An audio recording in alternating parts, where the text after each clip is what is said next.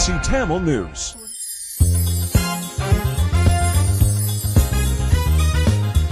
TBCயின் தலைப்புச் செய்திகள். ஜனாதிபதி தேர்தலின் போது ராணுவத்தை கடமையில் ஈடுபடுத்துவது தொடர்பிலான அவசர திட்டம் குறித்து ஆராயப்படவுள்ளது. ஆழ்ந்து சிந்தித்து வாக்களிக்க வேண்டும் என தோழர் ஸ்ரீதரன் சுகு தெரிவிப்பு. ஜனாதிபதி தேர்தலுக்கு பிறகு வன்முறைகள் மூலம் என மக்கள் பதற்றமடைய தேவையில்லை என்கிறது பெப்ரல். தேசிய மக்கள் சக்தி அரசாங்கத்தில் ஒரு பெண்மணி பிரதமராக இருப்பார் என விஜித ஹேரத் சூசகம்.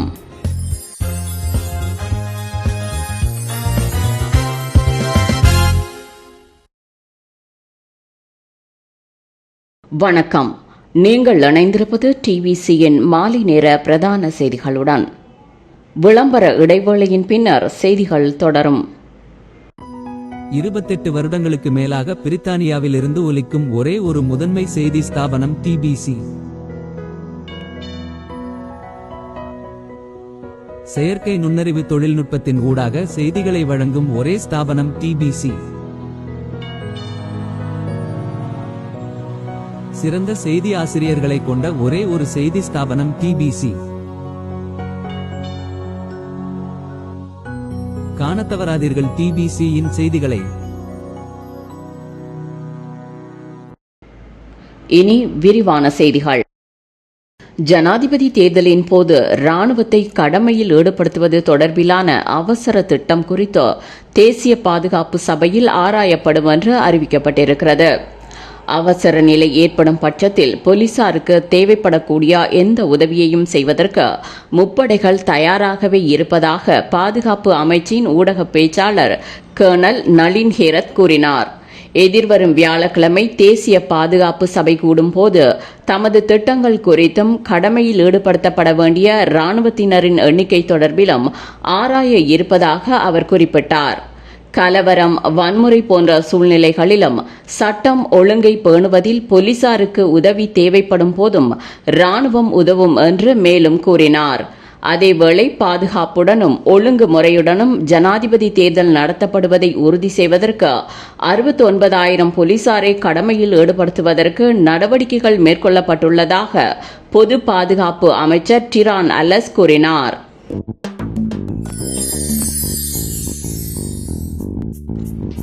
நாட்டை அழித்து நற்கனவை சுட்டரித்த அதிகார அகங்கார பரம்பரைகளின் செல்ல குழந்தைகள், மருமக்கள், வாரிசுகள், மாஃபியா பண முதலைகள் வேண்டாம் என தோழர் ஸ்ரீதரன் சுகு தெரிவித்துள்ளார்.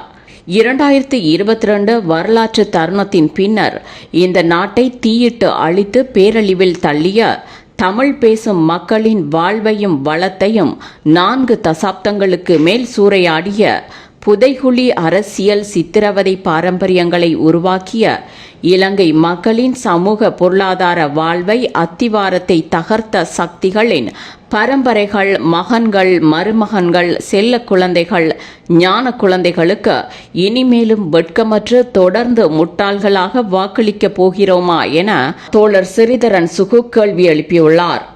அதிகாரம் என்பது அவர்களின் இரத்தத்தில் ஊறி கிடக்கிறது. இந்த நாட்டில் இன மத பேதம் கடந்து செயல்பட துணிந்த சாதாரண மக்களின் பிள்ளைகள் இருக்கிறார்கள். வறுமையின் ருசி தெரிந்தவர்கள் இருக்கிறார்கள்.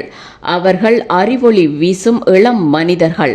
சமூக ஏற்றத்தாழ்வை தகர்த்திட வேண்டுமென்ற உந்துதல், சமூக நீதி நிலைநாட்டப்பட வேண்டுமென்ற கரிசனை, ஆண் பெண் சமத்துவம் நிலைநாட்டப்பட வேண்டுமென்ற அக்கறை, இன மத பேதம் கடந்து பல்லினங்களின் நாடாக இந்த நாட்டை நிறுவ வேண்டும் என்ற வேட்கை, பயங்கரவாத தடை சட்டம், விசேட அதிகாரம் கொண்ட ஜனாதிபதி முறையை நீக்க வேண்டும் என்ற திட சங்கற்பம், ஊழல் சுரண்டல் பேர்வழிகளுக்கு சிம்ம சொப்பனமான மனநிலை, மக்களை அடிமைகளாக தங்களின் எடுபிடிகளாக இழிவு செய்யும் பிரமுக கனவான் அரசியலை தகர்த்தெறியும் வைராக்கியம் உள்ளவர்களும் இந்நாட்டில் இருக்கிறார்கள். அத்தகையவர்கள் நாட்டின் அதிகாரத்திற்கு வரவேண்டிய வரலாற்று தருணம் இது. அரசியல் அதிகாரம் என்பது சில குடும்பங்களின் மாஃபியா பண முதலைகளின் ஏகபோகம் தகர்த்தெறியப்பட வேண்டும். இந்த நாட்டின் பெருவாரியான மக்களின் அதிகாரத்தை நிலைநாட்டும் வரலாற்று பெருங்கனவின் அத்திவாரத்தை இப்போதே இட வேண்டும். ஆழ்ந்து சிந்தித்து வாக்களிக்க வேண்டுமென தோழர் சுகு சிறிதரன் வேண்டுகோள் விடுத்துள்ளார். ஜனாதிபதி தேர்தலுக்கு பிறகு வன்முறைகள் மூலம் என்று மக்கள் பதற்றமடைய தேவையில்லை என்று சுதந்திரமானதும் நீதியானதுமான தேர்தல்களுக்கான மக்கள் செயற்பாட்டு அமைப்பு பெஃப்ரல் கூறியிருக்கிறது. பொதுமக்கள் அமைதியாக இருக்க வேண்டும். வாக்களிப்பிற்கு பிறகு வன்முறைகள் குறித்த வதந்திகளுக்கு மக்கள் பலியாக கூடாது.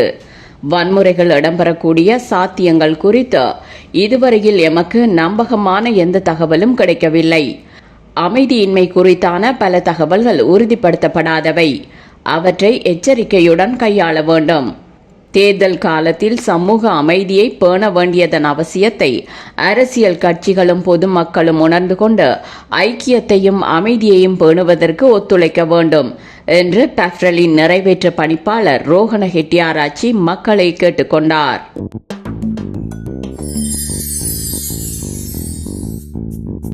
ஜனாதிபதி தேர்தலில் ஐக்கிய மக்கள் சக்தியின் தலைவர் சஜித் பிரேமதாசவை ஆதரிக்கும் ஐக்கிய குடியரசு முன்னணியின் தலைவரும் முன்னாள் அமைச்சருமான பாட்டலி சம்பிக்க ரணவக்க எதிர்வரும் சனிக்கிழமை நடைபெறும் ஜனாதிபதி தேர்தல்தான் இலங்கையின் கடைசி ஜனநாயக தேர்தலாக அமைந்துவிடுமோ என்று அச்சம் வெளியிட்டிருக்கிறார்.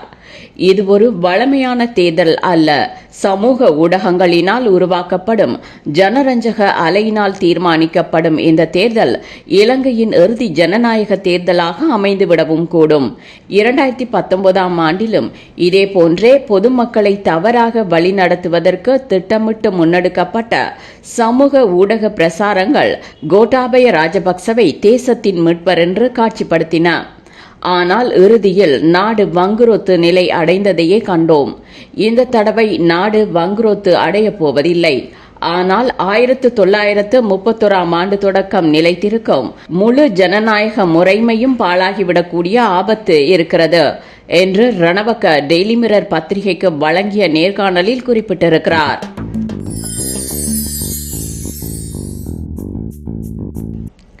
ஜனாதிபதி தேர்தலை முன்னிட்டு தேர்தல்கள் ஆணைக்குழுவினால் முன்வைக்கப்பட்டுள்ள வழிகாட்டல்களை மீறும் ஊடக நிறுவனங்களுக்கு உத்தியோகபூர்வ தேர்தல் முடிவுகளை வழங்கப் போவதில்லை என்று ஆணைக்குழுவின் தலைவர் RMAL ரத்நாயக்க எச்சரிக்கை செய்திருக்கிறார். ஆணைக்குழுவின் வழிகாட்டுதல்களை மீறும் ஊடக நிறுவனங்களுக்கு எதிராக சட்ட நடவடிக்கை எடுக்க தங்களால் முடியாமல் இருந்தாலும் அந்த நிறுவனங்களில் இருந்து தூர விலகியிருக்க முடியும் என்று அவர் கூறியுள்ளார். ஊடக நிறுவனங்களுக்கான தேர்தல் ஆணைக்குழுவின் வழிகாட்டல்கள் கடந்த ஜூலை 26ஆம் தேதி வழங்கப்பட்டமை குறிப்பிடத்தக்கது.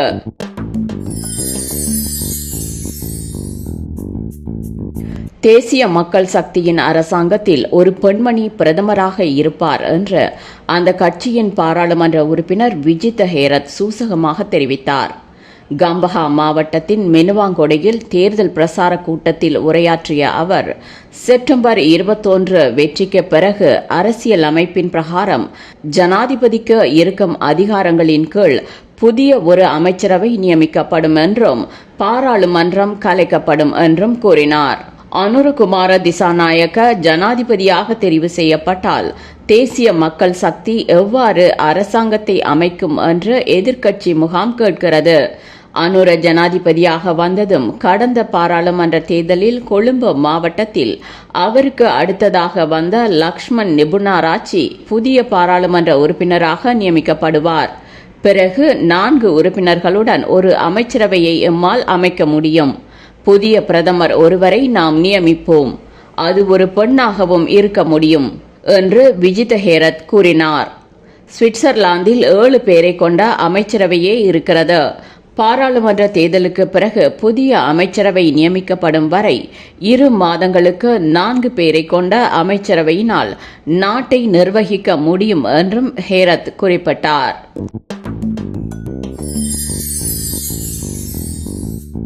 (2022) அறகலைய போராட்ட கால நிகழ்வுகள் குறித்த தவறான வீடியோக்களை அரசியல் ஆதாயத்திற்காக சமூக ஊடகங்களில் பகிர்ந்து வருவோருக்கு எதிராக சட்ட நடவடிக்கை எடுக்கப்படும் என்று போலீசார் அறிவித்திருக்கிறார்கள்.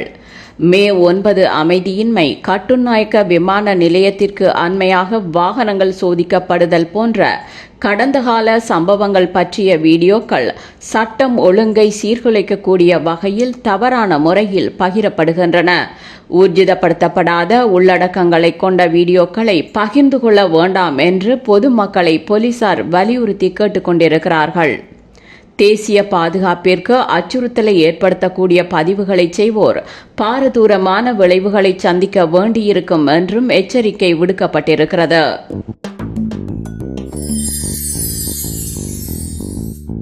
மீண்டும் ஜனாதிபதியாக தான் தெரிவு செய்யப்படாவிட்டால் சமையல் எரிவாயு, எரிபொருட்கள், மின்சாரம் ஆகியவற்றை பெறுவதில் மீண்டும் நெருக்கடி ஏற்படும் என்று ஜனாதிபதி ரணில் விக்ரமசிங்க மக்களுக்கு அச்சமூட்டி வருவதாக கூறிய தேசிய மக்கள் சக்தியின் தலைவர் அனுரகுமார திசாநாயக்க, தேசிய மக்கள் சக்தியின் அரசாங்கம் சகல விநியோகங்களையும் தங்கு தடையின்றி தொடர்வதை உறுதிப்படுத்தும் என்றும் அமெரிக்க டாலர் கையிருப்பை உறுதி செய்யும் என்றும் குறிப்பிட்டார். தென்பகுதியில் அக்குரசையில் பிரசார கூட்டத்தில் உரையாற்றிய அவர், அனாவசியமான இறக்குமதிகளை நிறுத்தி டொலர் கையிருப்பை அதிகரிப்பதற்கு தங்களிடம் திட்டம் இருப்பதாகவும் குறிப்பிட்டார். இத்துடன் டிபிசியின் மாலை நேர பிரதான செய்திகள் நிறைவடைந்தன. மீண்டும் நாளை டிபிசியின் செய்திகளுடன் சந்திப்போம். வணக்கம்.